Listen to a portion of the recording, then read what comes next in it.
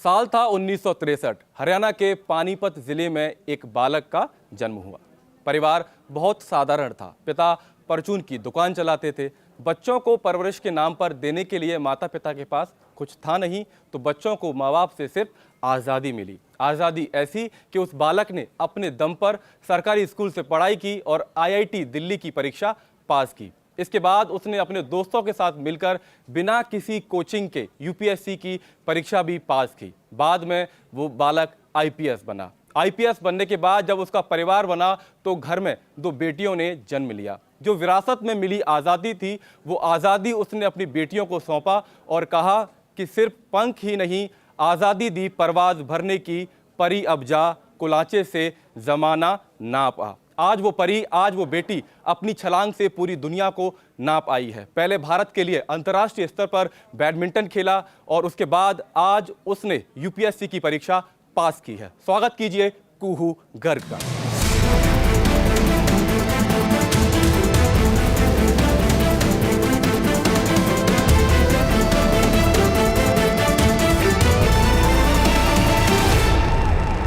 तो कुहू से सवालों का सिलसिला शुरू करते हैं। कुहू, पहले बैडमिंटन खेला देश के लिए, ये जर्नी कैसे शुरू होती है? पहले आपके हाथ में रैकेट होता है, बैडमिंटन खेलते हैं, बाद में अब आप IPS बनने जा रहे हैं। मेरे बचपन से माँ बाप और घर पे बहुत ज़्यादा एम्फेसिस था कि स्पोर्ट्स एंड एजुकेशन साथ में लेके चलना है। दोनों का ही हम लोगों ने अपने होलिस्टिक डेवलपमेंट में पेरेंट्स इसकी बहुत इंपॉर्टेंट समझते थे, तो उन्होंने बहुत बचपन से इनकरेज करा, सारे ही स्पोर्ट्स में इनकरेज करा था। टेनिस भी खेलती थी, स्विमिंग भी करती थी, हॉर्स राइडिंग भी करती थी, एंड इसी तरह बैडमिंटन भी शुरू करा। और बैडमिंटन में मेरी परफॉर्मेंस अच्छी आने लग गई थी बहुत कम समय में, तो समहाउ इससे मैं स्टिक करी। एंड जब शुरू किया था तो ये सोच के नहीं करा था कि हाँ मैं किसी दिन वर्ल्ड रैंकिंग 34 तक पहुँचूंगी या वर्ल्ड चैम्पियनशिप खेलूंगी, बट आई थिंक जो मेरा सफ़र था वो मुझे वहाँ तक लेके गया। फिर पिता क्योंकि आपके IPS हैं, उत्तराखंड से वहाँ के DGP रहे हैं, अब रिटायर हो चुके हैं। लोग कहते हैं कि जज का बेटा जज बन जाता है, IPS का बेटा IPS बन जाता है, बहुत आसान राह होती है। लेकिन ये उन लोगों को, क्योंकि आपके पिता से जब मेरी बात हो रही थी तो उन्होंने कहा कि बहुत ताने मिलते थे कि आपने पढ़ाई लिखाई छोड़कर बच्चे को खेल में डाल दिया, तो उसका कैसे जवाब परिवार वाले देते थे? आई थिंक पेरेंट्स ने बस बचपन से जो भी मैंने करना चाहा है उसके लिए फुल सपोर्ट करा है।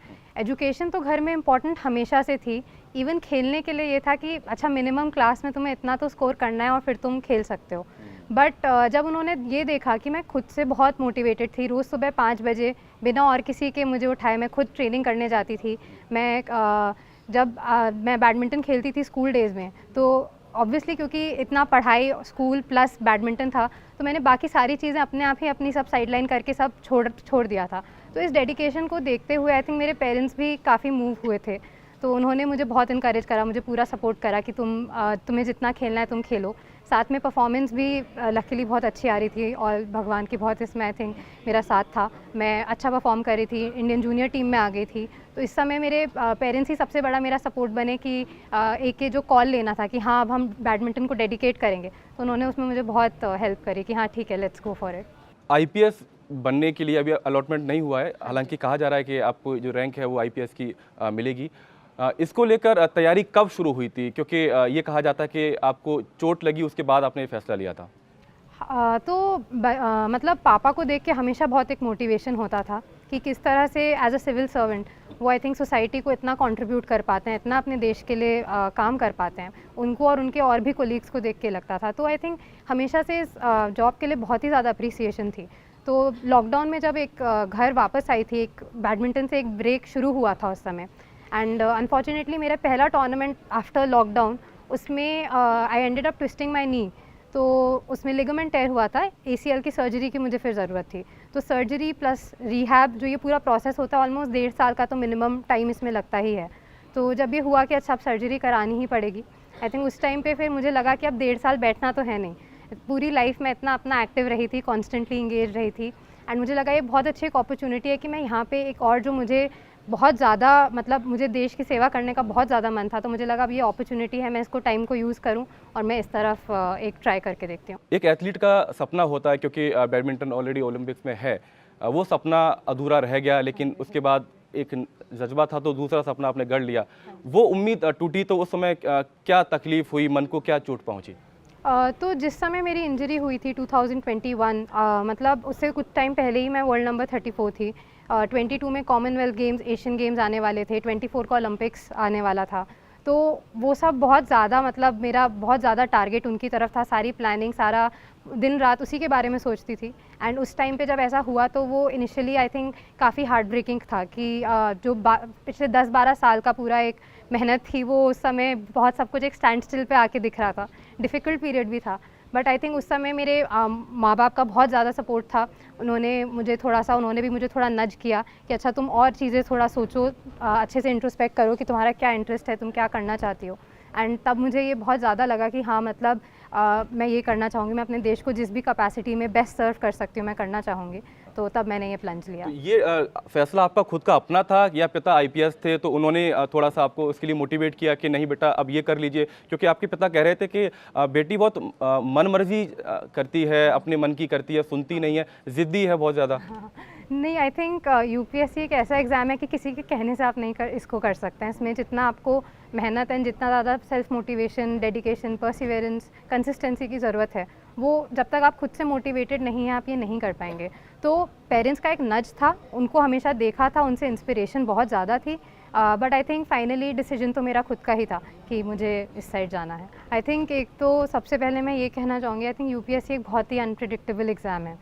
इसमें आप अपनी कितनी भी मेहनत कर लो, सर्टेन फैक्टर्स ऐसे होते हैं जो एक्सटर्नल होते हैं, एंड कहीं ना कहीं आपको थोड़ा भगवान पे चीज़ों को छोड़ना होता है। तो सबसे पहले तो मुझे लगता है मैं बहुत लकी हूँ कि मुझे भगवान ने साथ दिया और मेरे इस बार एग्ज़ाम के तीनों फेजेस हो गए, तो उसके लिए बहुत ग्रैटिट्यूड है मुझे। सेकेंडली आई थिंक कि वही है कि एक बहुत लंबी जर्नी है, आपको कंसिस्टेंटली हर रोज़ करना पड़ता है। बहुत सारे फेजेस आते हैं सेल्फ डाउट के, बहुत आपको मोटिवेशन कभी कभी लो होता है, बट उन दिनों में भी आपको करते रहना पड़ता है। एंड हार्डवर्क के साथ साथ बहुत ज़रूरी है कि स्मार्ट वर्क करें। तो कहीं ना कहीं आई वॉज़ वेरी लकी कि मुझे गाइडेंस सही मिली पापा के थ्रू, एंड कुछ सीनियर्स जिन्होंने रिसेंट ईयर्स में ये एग्ज़ाम क्रैक करा है, उनकी गाइडेंस। तो इन सब गाइडेंस के थ्रू मुझे एक सही पाथ पे मैं रही, तो मैं उसको एज लॉन्ग एज एग्जीक्यूट अच्छे से कर पाई, तो आई थिंक इसलिए मुझे सफलता इस बार मिल गई। इस बात की मन में टीस है कि बैडमिंटन छोड़ना पड़ा? थोड़ा इनिशियली लगा, बट आई थिंक ये जर्नी जो यूपीएससी के, इसमें इतना पढ़ा, इतना सब पता चला, तो एक ये भी लगा कि दुनिया बहुत बड़ी है। मतलब बैडमिंटन एक मेरी लाइफ का बहुत इंपॉर्टेंट पार्ट है, मैंने 10-12 साल इंटायरली इसको डेडिकेट करे हैं, बट मुझे ये लगता है दुनिया बहुत बड़ी है, एंड अभी तो बस शुरू हो रही है मेरी लाइफ। सो अभी आगे और बहुत चीज़ें करेंगे हम। हमारे साथ हमारी ऑडियंस भी है और कोई सवाल अगर आप कुहू से पूछना चाहें। कुहू, मेरा 2 सवाल है आपसे। पहला सवाल जो मानो ने आपसे पूछा कि आपके पिता ने आपको कैसे मोटिवेट किया, मैं इसको दूसरे तरीके से पूछूंगा। चूँकि आपके पिता आईपीएस थे तो ऐसा तो नहीं था कि उनका दबाव था कि आपको भी आईपीएस बनना ही है। और दूसरा सवाल है, ऐसा कहा जाता है UPSC is one of the toughest examination of country. तमाम लोग कहते हैं कि 10 घंटे, 12 घंटे, 15 घंटे पढ़ने से यूपीएससी क्लियर होता है, तो आपने कितने घंटे पढ़ाई की, आपका क्या रूटीन था? 2 सवाल हैं ये मेरे। तो एक तो ऐसा कोई प्रेशर नहीं था कि आईपीएस ही करना है या कुछ भी इस तरीके की चीज़ नहीं थी। जैसा मैंने बोला कि ये एक मैंने बहुत सोच समझ के इंट्रोस्पेक्ट करके डिसीजन लिया कि मेरा इंटरेस्ट किस तरफ है और मैं क्या करना चाहती हूँ, मैं लाइफ में अपने आप को क्या करते हुए देखना चाहती हूँ। तो नॉट जस्ट आईपीएस, मुझे पूरे सिविल सर्वेंट सारे मतलब उनके हर सर्विस के जॉब मुझे बहुत अच्छी लगती है, एंड आई थिंक हर कोई अपनी तरह से कंट्रीब्यूट कर रहा है। तो मैं मतलब सिर्फ आईपीएस ही नहीं, सब उनके लिए मुझे बहुत अच्छा लगता है। सेकेंडली जो आपने प्रिपरेशन से रिलेटेड पूछा, तो मेरा भी शेड्यूल कुछ ऐसा ही था, दिन में 8 से 10 घंटे तो पिछले 1.5 साल में हर रोज़ करे ही हैं। Even on the worst days जब बिल्कुल ही नहीं ताकत होती थी, मन नहीं करता था, उस दिन भी 6 घंटे मिनिमम पढ़ाई करी ही है।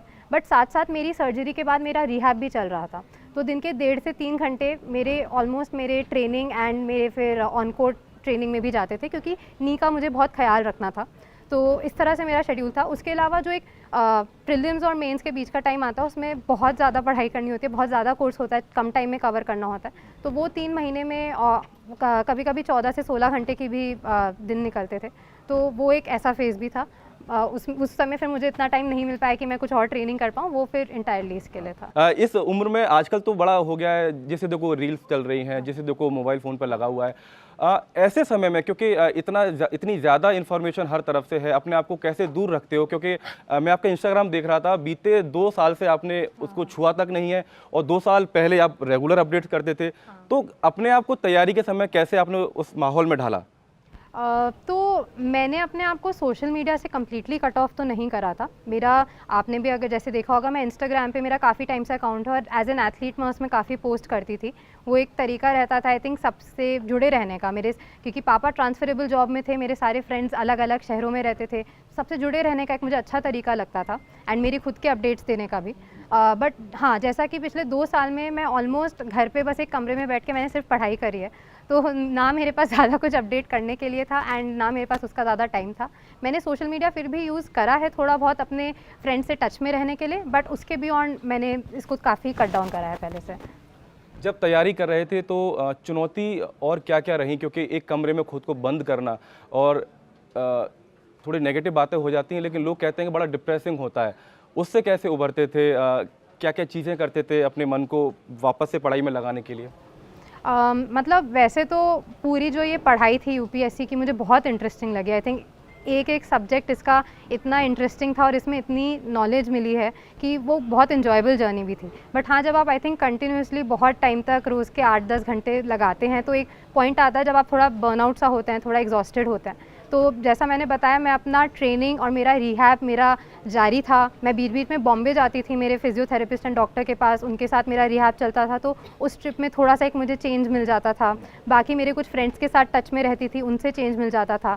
जिन लोगों ने कुछ रिसेंट ईयर्स में ये एग्ज़ाम करा है उनसे गाइडेंस लेती थी कि अच्छा ऐसे समय में क्या करूँ, एंड बाकी घर पे मॉम डैड का तो सपोर्ट था ही, तो इन सब से। एक सवाल और ले लेते हैं, कुछ पूछना चाह रहे हैं हमारे साथी। यूपीएससी का प्री मेंस बहुत सारे स्टूडेंट निकाल लेते हैं, लेकिन जब इंटरव्यू में जाते हैं तो छट जाते हैं। तो आपने इंटरव्यू की तैयारी कैसे की थी और कौन से वो 5 सवाल हैं या 2 सवाल जो आप बता सकती हैं कि ये सारे सवाल पूछे गए इंटरव्यू में? सो आई थिंक मैं इसमें बहुत लकी थी कि पापा की गाइडेंस तो स्टार्टिंग से ही साथ है। उनका 34 इयर्स का एज अ ब्यूरोक्रेट जो एक्सपीरियंस है, मैं उसको बहुत उससे सीख पाई। साथ में आई थिंक जिस माहौल में मैं रह रही थी वहाँ पे बहुत सारे ब्यूरोक्रेट्स और भी रह रहे थे, उनसे भी मैंने गाइडेंस ली जो मुझे गाइड कर पाए। मेरे साथ के और भी जितने मेरे फ्रेंड्स थे जो कर रहे थे, उनके साथ डिस्कशंस, आई थिंक ये सब, और करंट अफेयर्स पे फोकस काफ़ी करा था, तो इनसे अच्छा हो गया था। उसके अलावा इंटरव्यू में, क्योंकि मेरा डैफ थोड़ा सा अलग था, मेरा बहुत ऐसा बैडमिंटन से बैकग्राउंड आ रहा था, इस तरह के आई थिंक बहुत नहीं दिखते हैं कैंडिडेट्स वहाँ पे, तो मुझसे मेरा काफ़ी इंटरव्यू बैडमिंटन एंड स्पोर्ट्स से रिलेटेड गया। ऑलमोस्ट 50% मेरा इंटरव्यू इन्हीं बातों पे गया था, तो वो आई थिंक मेरे लिए एक कंफर्ट जोन में था और मैं उनका आंसर अच्छे से कर पाई थी। अच्छा, इसी में एक बात मैं और जोड़ दूं कि कुहू और उनके पिता दोनों ने ही कभी किसी कोचिंग के दरवाजे पर या कोचिंग में बैठकर कोई तैयारी नहीं की है। कुहू के पिता ने भी बिना किसी कोचिंग सेंटर जाकर तैयारी की थी, आईपीएस बने। और कुहू, आपने ऑनलाइन कोचिंग ज़रूर ली है, आप किसी कोचिंग में नहीं गए? हाँ, नहीं, मैंने ऑनलाइन वाला करा है, जो रिकॉर्डेड लेक्चर्स होते हैं वो देखे हैं, क्योंकि मैं एक ऐसे बैडमिंटन के पूरे स्पोर्ट्स के बैकग्राउंड से आ रही थी जहाँ पे मुझे 6-7 साल हो गए थे जब से मैंने बैठ के प्रॉपर्ली पढ़ाई करी होगी। लास्ट अपने 12th के बोर्ड एग्जाम्स के लिए करा था एंड क्लासेस तो क्लास 10th में अटेंड करी थी। तो मुझे उस वक्त ही थोड़ा लग रहा था कि ऐसा कोचिंग लेने से एक थोड़ा शेड्यूल बनेगा, एक मुझे थोड़ा बेस मिलेगा, तो उससे मुझे हेल्प मिला है। एंड ऑल्सो कॉलेज में भी मैंने इकोनॉमिक्स ऑनर्स करा है, बट मैं कॉलेज अटेंड नहीं कर पाई थी, तो मेरा ऑप्शनल भी इकोनॉमिक्स था। उसके लिए आई थिंक क्योंकि बहुत डिटेल में पढ़ना पड़ता है, तो उसके लिए भी मैंने ऑनलाइन ही उसके लिए भी कोचिंग ली थी। अच्छा, एक सवाल और मन में आता है कि बहुत सारे लोग झिझकते हैं, योग्य हैं, एलिजिबल हैं परीक्षा देने के लिए, लेकिन उनको लगता है कि हम कॉर्पोरेट नौकरी कर रहे हैं, नौकरी 9 से 5 वाली चल रही है, क्यों एक रिस्क लिया जाए कि यूपीएससी की तैयारी की जाए, नहीं हुआ तो क्या होगा? उनको आप कैसे मोटिवेट करोगे? क्योंकि जब आप इतने साल बैडमिंटन खेलने के बाद, एक एथलीट रहने के बाद वापस से किताबें थाम सकती हैं, तो कोई भी कर सकता है फिर तो? जैसे आपने बोला, यूपीएससी एक बहुत रिस्की तो है ही, क्योंकि 13 लाख लोग आई थिंक इसमें फॉर्म भर रहे हैं एंड फाइनली 1000 लोगों का सिलेक्शन हो रहा है। बट आई थिंक आपको ये सोचना चाहिए कि आप लाइफ में करना क्या चाहते हैं, आप क्या करके खुश होंगे, क्योंकि इसका रिवॉर्ड भी फिर उतना ही बड़ा है। तो अकॉर्डिंगली अगर आप इतना रिस्क लेने को रेडी हैं तो आपको इसके लिए जाना चाहिए, अगर आपको इसका रिवॉर्ड वर्थ लगता है। एंड अगर आप मेहनत करेंगे और सही गाइडेंस के साथ करेंगे तो आप डेफिनेटली अपने गोल तक पहुंच सकते हैं। कुछ सवाल आप पूछना चाह रही हैं, आपने इशारा किया। हाइकू, जब आप इंटरनेशनली बैडमिंटन में एक्टिव थे तब आपने पढ़ाई पर कितना फोकस दिया और कितने घंटे दे पा रही थी, क्योंकि बिकॉज ऑफ बहुत शेड्यूल बिजी होता है और ट्रैवल करना पड़ता है, तो इस पर आप क्या कहेंगे? क्लास 11th में मेरा नेशनल कैंप में सिलेक्शन हो गया था, तो तब मैं बेसिकली हैदराबाद मूव कर गई थी।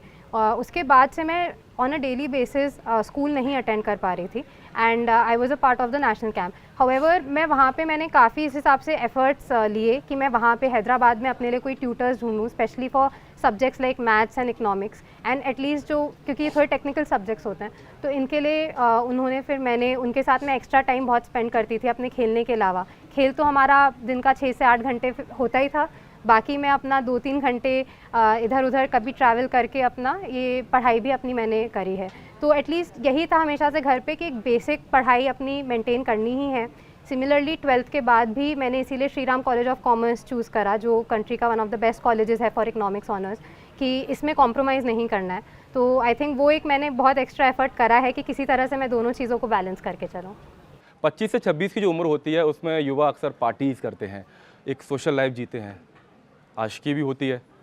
खुद को कैसे इन सब चीज़ों से बचा, क्योंकि मैंने सुना है कि जब आप एक तरीके से अपने आप को अलग कर लेते हैं इन सब चीज़ों से तो आपके दोस्त भी कम हो जाते हैं, तो मन को बुरा भी लगता होगा कि मेरे सारे फ्रेंड्स घूम रहे हैं, पार्टीज़ कर रहे हैं, तो इन सब चीज़ों से अपने आप को कैसे रोका हुआ आपने? आई थिंक ये बहुत नेचुरल सी फीलिंग है। मेरा पूरा ही थ्रू आउट मतलब स्कूल डेज से मेरा हमेशा से पढ़ाई एंड बैडमिंटन दोनों चीज़ों पे बहुत ज़्यादा फोकस था, तो नेचुरली मेरे पास बाकी चीज़ों के लिए टाइम नहीं था और मैंने उन सब पे एक बहुत कॉन्शियस डिसीजन लिया था कि हाँ मैं वो सब चीज़ें सैक्रिफाइस कर रही हूँ। कॉलेज लाइफ हो गई, स्कूल में फ्रेंड्स के साथ हो गया, बट ऐसे आई थिंक कुछ ना कुछ फ्रेंड्स हर जगह मिल जाते हैं जो इन चीज़ों को समझते हैं और उन्हें अप्रिशिएट करते हैं एंड वो आपके साथ खड़े रहते हैं डिस्पाइट एवरीथिंग दैट हैपन्स। तो आई थिंक यूपीएससी की भी जर्नी काफ़ी लोनली हो जाती है एंड कभी कभी ऐसा लगता है जब आप देखते हैं कि आपके साथ के लोग आगे बढ़ गए हैं, उनके जॉब्स, उनकी बाकी लाइफ भी पूरी सेटल हो रही है, बट ठीक है, I think you take it in stride और आप आगे फिर बढ़ते हैं एंड आपको पता है you have a goal, you are working towards it, तो आप अपनी मेहनत करते हैं। जो बेटियां खासतौर से तैयारी करना चाहती हैं यूपीएससी की और उनके माता पिता कहीं सुदूर गांव में होता है ऐसा कि उनको बाहर नहीं भेजना चाहते, उन पिताओं को, उन घर वालों को किस तरीके से आप एक तरीके से प्रेरित करेंगे कि अपनी बेटियों को तैयारी करने दें? क्योंकि मैं देख रहा हूँ कि तमाम टॉप 10 में लड़कियाँ हैं जिन्होंने यूपीएससी पास किया है। हाँ, आई थिंक अब तो रिसेंट ईयर्स में बहुत ही ज़्यादा अच्छा परफॉर्मेंस है गर्ल्स का इस एग्ज़ाम में एंड मतलब ये एग्ज़ाम आपको बिल्कुल टॉप मोस्ट पोजीशन तक लेके जा सकता है, तो इससे पेरेंट्स को ये प्रेरणा मिलनी चाहिए कि हम भी अपनी बेटियों को इनकरेज करें। एंड आई थिंक आजकल ऑनलाइन रिसोर्सेज इतने अवेलेबल हैं, सब तरह की कोचिंग, सब तरह की गाइडेंस आपको इवन दूर बैठे मिल सकती है। तो अगर पेरेंट्स को कहीं ये भी लगता है कि अच्छा दूर नहीं भेजना है, बट घर पे भी आप एटलीस्ट ये सारी रिसोर्सेज प्रोवाइड कर सकते हैं कि एक माहौल बना सकते हैं कि ये प्रेपरेशन कर सकें। एक आखिरी सवाल और अपने साथियों से ले लेते हैं, कुछ पूछना चाह रहे हैं आप? जो ऐसे रील्स मतलब आप भी ऑनलाइन खूब देखती हैं और रील्स का जो एक ज़माना है, ऐसा आता है ना कि 90 दिन ये काम कर लो आप कुछ भी कर सकते हो, तो क्या ऐसा कोई रील्स वगैरह आपको बहुत मोटिवेट करता था या कुछ इस तरह की चीज़ों को? नहीं, आई थिंक ऐसी कोई रील्स में मैं ऐसे बिलीव नहीं करती 90 दिन कर लो आप सक्सेसफुल हो गए। आई थिंक सक्सेस जब आप डेकेड्स तक एक चीज़ करते रहते हैं तब आप एक्चुअली उसमें सक्सेसफुल होते हैं। जो मैंने अपने बैडमिंटन से भी सीखा कि आप कंसिस्टेंटली बहुत टाइम तक एक चीज़ को रोज़ अपना जाके 100% दें, तब आप थोड़ा थोड़ा रोज़ इम्प्रूव करते हैं, फाइनली आप सक्सेसफुल होते हैं। और एक लास्ट है कि आजकल सोशल मीडिया पे विकास देवी कीर्ति सर, अवध ओझा सर, इस तरह के ढेर सारे जो टीचर हैं ऑनलाइन, उनकी ढेर सारी इंस्पिरेशनल स्पीच बहुत लोग देखते हैं, सुनते हैं, तो क्या ये वर्क करते हैं, ये वर्दी होते हैं इस तरह की स्पीच? आई थिंक हर किसी को मोटिवेशन की ज़रूरत तो होती ही है। इस तरह की स्पीचेस जब आप ऐसे मोमेंट्स होते हैं इस जर्नी में बहुत सारे, जब आप थोड़ा डाउन फील करते हैं, आप लॉस्ट फील करते हैं, आपकी उम्मीद थोड़ी सी होप कम होती है, तो इस मोमेंट पे ये सब सुनने से कहीं ना कहीं you pick yourself up again और आप वापस से फोकस्ड हो जाते हैं कि आप वापस से इस डायरेक्शन में फिर से मेहनत करने लग जाएं। तो हेल्प तो ये करती ही हैं ऐसी जितनी भी मोटिवेशनल चीज़ें होती हैं। आपने पुलिस सिस्टम को बहुत करीब से देखा है। कुहू अगर आईपीएस बनती हैं, अगर आप दोबारा परीक्षा नहीं देती हैं, तो कौन सी एक चीज़ कौन सी है जिसको आप इस पूरे पुलिस सिस्टम में बदलना चाहेंगी? क्योंकि ये सवाल कईयों बार उन आईपीएस बनने वाले लोगों से शुरुआत में पूछा गया है, लेकिन वो सवाल कहीं धुंधला हो जाता है। कुहू इसका जवाब कैसे देंगी? आई थिंक फोकस हमेशा बहुत ज़्यादा विक्टिम ओरिएंटेड पुलिसिंग की तरफ होना चाहिए, बिकॉज ये इंडियन पुलिस सर्विसेज हैं, आप यहाँ पे सर्विसेज करने आए हैं, तो आपको सेवा भाव होना चाहिए एंड विक्टिम के लिए होना चाहिए, आप अप्रोचेबल होने चाहिए। कहीं ना कहीं आई थिंक ये एक थोड़ा सा चैलेंज आ जाता है जहाँ पे थोड़ी इमेज पुलिस की ऐसी बन गई है कि आम आदमी को या पीड़ित को लगता है कि वो बहुत आसानी से उनके पास नहीं जा सकते। तो सारा सिस्टम इस तरह से होना चाहिए कि विक्टिम के लिए बहुत ईजी हो अप्रोच करना और जस्टिस उनको मिल सके। कुहू, आखिरी सवाल मेरा यह है कि जाते जाते एक संदेश उन लोगों को क्या देना चाहेंगी जो तैयारी कर रहे हैं, किस तरीके से मोटिवेट उन्हें करना चाहेंगी? आई थिंक ये जब आप इस जर्नी में घुसते हैं तो आप सबको पता होता है कि बहुत लंबी जर्नी होने वाली है, तो इसमें आपको कंसिस्टेंसी, परसिवियरेंस और हार्डवर्क इसका बहुत ज़रूरी है। बट साथ में अगर आपको कहीं एक सही गाइडेंस मिल जाए तो स्मार्ट वर्क की बहुत ज़रूरत है एंड आप वो करेंगे तो आपको सफलता मिलेगी। मगर इस जर्नी में घुसने के लिए आपके आई थिंक रीजंस बहुत क्लियर होने चाहिए एंड आपके राइट रीजंस होने चाहिए, तभी आप अपने आप को लंबे समय तक मोटिवेटेड रख सकेंगे। और एक और चीज़ जो मैं अपने एक्सपीरियंस से शेयर करना चाहूँगी वो ये है कि जब लाइफ में एक दरवाज़ा बंद होता है तो 10 दरवाजे और भी खुलते हैं। तो वेदर वो सिविल सर्विसेज हो या कोई भी और फील्ड हो, आप कभी निराश नहीं होइए एंड आगे बढ़ते रहिए। जो अपॉर्चुनिटीज़ लाइफ प्रेजेंट करती है अपने आप को उनके लिए ओपन रखिए एंड उनकी तरफ वर्क करिए। तो एक दरवाज़ा बंद होता है तो दूसरा दरवाज़ा खुलता है, ये कहावत बचपन से सुनी है और कुहू ने उसे साकार किया है। अंतर्राष्ट्रीय शटलर बैडमिंटन खिलाड़ी थी और अब यूपीएससी की परीक्षा पास की है, 178वीं रैंक उन्हें मिली है। कुहू, आईपीएस ही बनेंगे या दोबारा परीक्षा भी देंगे? क्योंकि मैंने देखा है कि टॉप 5 में से 3 वो लोग हैं जो पहले से आईपीएस है। हाँ जी, ये अब देखते हैं, अभी ये हम लोगों को सबको बैठ के डिसीजन लेना। आई थिंक आईपीएस भी बहुत ही प्रेस्टिजियस सर्विस है, आप जिसमें बहुत अच्छा काम कर सकते हैं, तो ये डिसीजन हम बैठ के अभी लेंगे। कुहू, जब रिजल्ट आया, आपके नतीजे आए, तो किसका ऐसा फ़ोन था जो बहुत ही अनएक्सपेक्टेड था कि यार इनका कॉल भी आया? किस किस ने आपको शुभकामनाएं दी? मुझे मेरे सारे ही क्लोज़ फैमिली, फ्रेंड्स एंड सबने शुभकामनाएं दी। मेरी बैडमिंटन फ्रेटर्निटी से भी सबकी विशेज़ आई, साइना दीदी की आई, कश्यप भैया की आई, गोपी सर की आई, मेरे डीके सेन सर जो मेरे कोच थे उनकी भी आई, लक्ष्य सेन, चिराग, सात्विक। तो आई थिंक उन सब से भी मिलना बहुत अच्छा था। बाकी मेरे फ्रेंड्स जिन्होंने रिसेंट ईयर्स में क्वालिफाई करा है उन सब की आई, तो आई थिंक उन सब का बहुत अच्छा था। एंड सबसे ज़्यादा तो आई थिंक फैमिली की विशेज़ थी जिनसे सबसे ज़्यादा मन खुश हुआ। तो आप मेरे साथ कुहू गर्ग को सुन रहे थे और आप सभी उनको शुभकामनाएं दीजिएगा, लेकिन साथ ही साथ बताइएगा कि अगली बार आप किसे सुनना चाहेंगे और किस मेहमान को आप हमारे साथ यहाँ पर देखना चाहेंगे। बहुत बहुत शुक्रिया।